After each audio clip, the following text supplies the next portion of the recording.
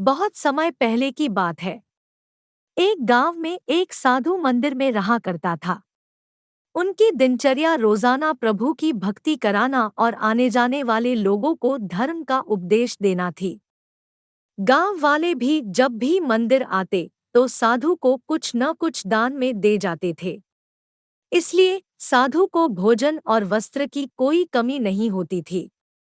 रोज भोजन करने के बाद साधु बचा हुआ खाना छींके में रखकर छत से टांग देता था।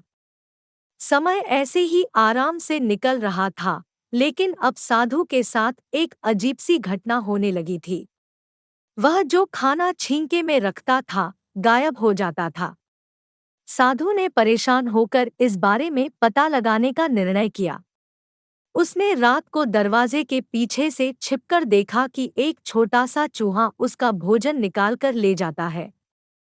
दूसरे दिन उन्होंने छींके को और ऊपर कर दिया ताकि चूहा उस तक न पहुंच सके, लेकिन यह उपाय भी काम नहीं आया।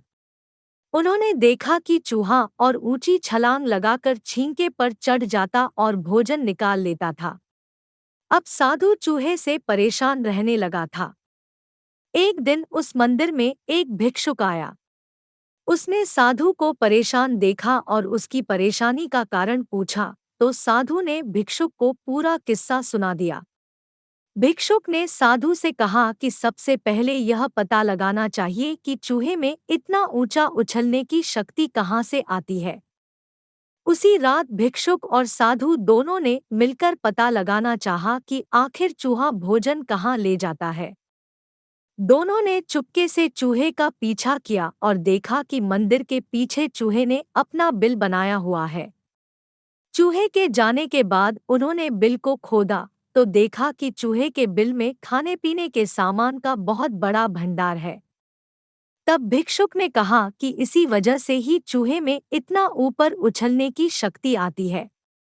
उन्होंने उस सामग्री का निकाल लिया और गरीबों में बांटा दिया। जब चूहा वापस आया तो उसने वहां पर सब कुछ खाली पाया, तो उसका पूरा आत्मविश्वास समाप्त हो गया। उसने सोचा कि वह फिर से खाने पीने का सामान इकट्ठा कर लेगा।